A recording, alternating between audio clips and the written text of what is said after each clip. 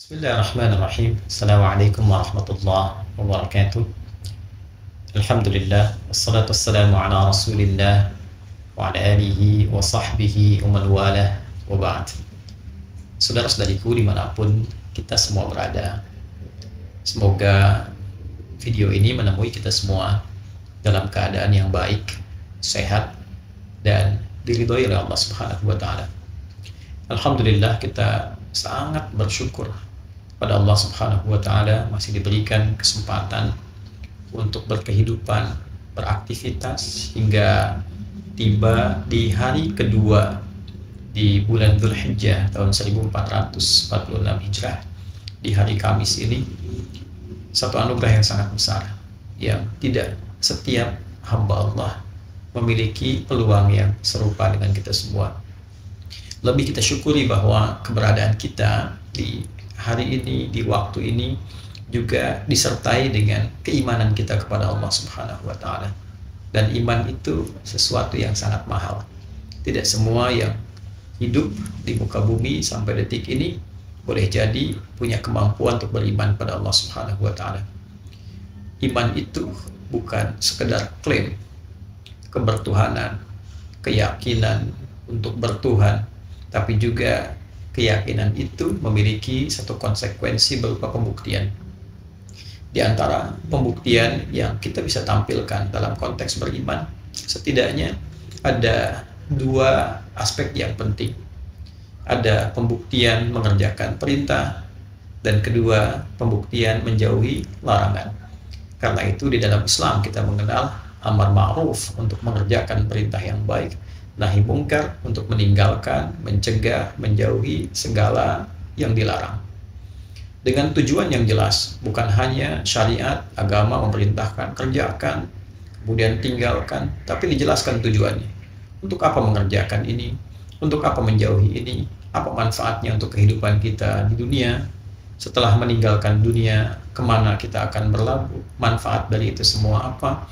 Bersyukur kita sebagai muslim, seluruh tuntunan beragama di dalam Islam dijelaskan dengan keterangan yang sangat jelas, sangat detail, dengan contoh yang sangat presisi, sehingga selalu memberikan kepada kita gambaran-gambaran yang terang untuk menunaikan tuntunan agama ini.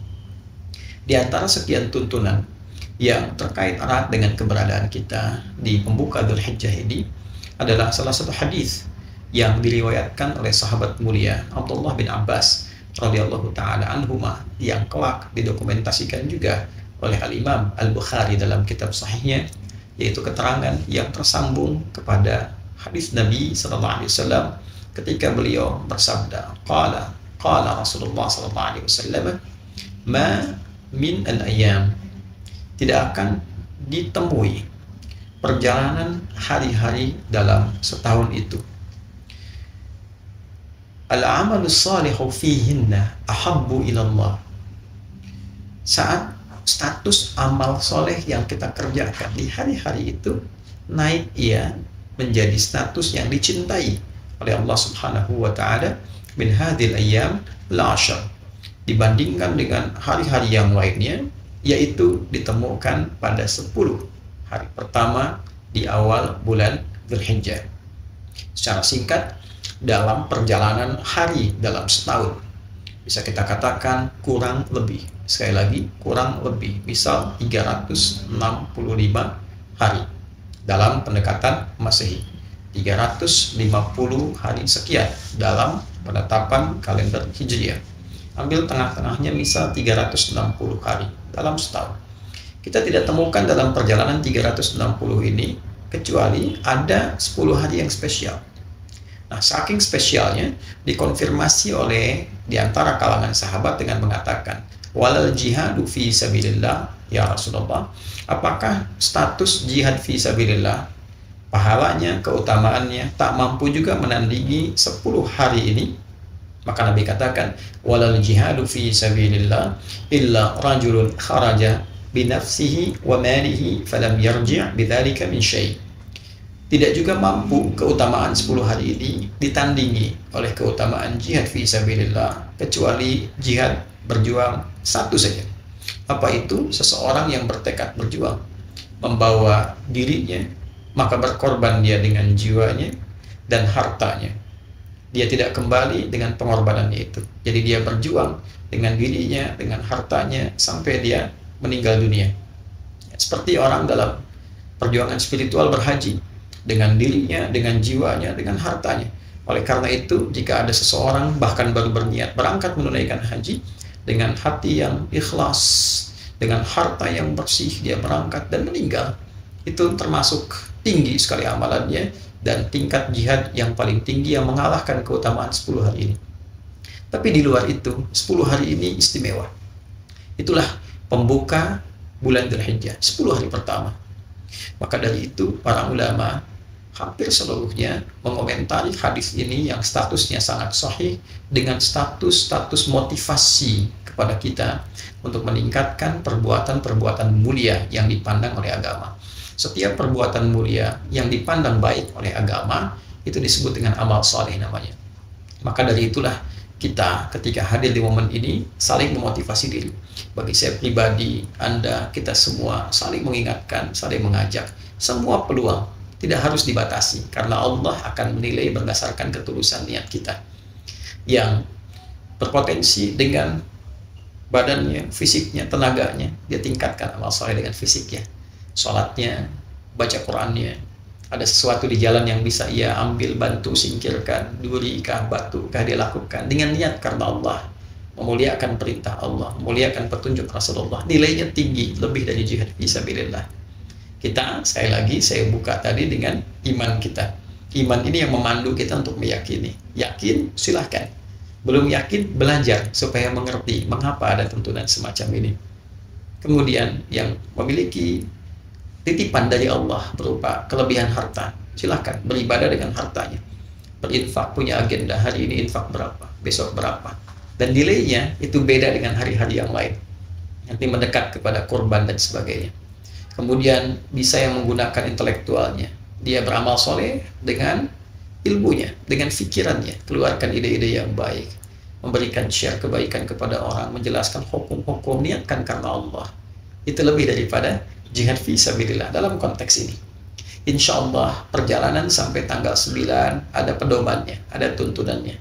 Nanti insya Allah di kesempatan yang lain kita akan coba rinci sedikit demi sedikit. Yang mau kurban disiapkan dari sekarang. Yang ingin meningkatkan puasa boleh. Dari hari pertama tadi yang puasa alhamdulillah. Yang belum ada kesempatan hari ini barangkali teman-teman ya, yang pertama kemarin selesai Rabu, sekarang Kamis, yang belum sempat hari ini Jumat belum sempat, Senin bisa mulai. Ya, nanti hari ke-8 misalnya mau puasa, bisa. 9 bagus. Karena nilainya nanti ada yang spesial yang terkait dengan wukuf, di sini kita puasa. Nilainya bisa menggugurkan satu dosa yang telah setahun berlalu, dan itu memberikan gambaran kebaikan untuk kita. Kemudian yang akan kurban, belajar fikih kurban, ya, disiapkan dengan anggaran berapa yang dimiliki, cari hewan terbaik, niatkan karena Allah. Tapi poinnya adalah kenapa pahalanya begitu besar? Kenapa menjadi istimewa? Karena ternyata 10 hari ini di antara manfaatnya adalah menyempurnakan pelatihan Ramadan kita selama sebulan untuk melengkapi kekurangan-kekurangan sehingga melahirkan manusia yang lebih paripurna lagi kebaikannya, menghilangkan salahnya, membangun solehnya, menghadirkan kebaikan dari menepikan salah dan membangun soleh. Kesalehan yang muncul setelah salahnya hilang itu disebut al-birru namanya. Birrun. Jika itu melekat pada pribadi seseorang, maka berubah menjadi mabrurun. Ada orang demi meraih itu, dia menunaikan haji. Haji yang merubah perilaku orangnya menjadi lebih baik dari sebelumnya. Lebih soleh dan hilang salahnya. Dia tekan salahnya untuk muncul solehnya. Itulah haji mabrur. Yang belum punya kesempatan berhaji di tahun ini, dia berusaha memaksimalkan 9 hari di awal, kemudian ditutup dengan hari ke-9 dia puasa, memperbaiki diri. Karena itu kalimatnya serupa dalam substansi. Al-Hajju Arafah, di sini Siyam Yaumu Arafah. Al-Hajju Arafah, puncak hajinya Arafah. Di sini Siyam Yaumi Arafah, puasa yang ditunaikan pada waktu Arafah. Orangnya wukuf di sana, kita menunaikan di sini puasa dengan nama untuk menunjuk substansi yang serupa, bukan puasa biasa. Koreksi diri, mengenal kekurangan, menepikan yang salah, membangun yang soleh. Ketika berbuka, kita berbuka dalam keadaan lebih baik.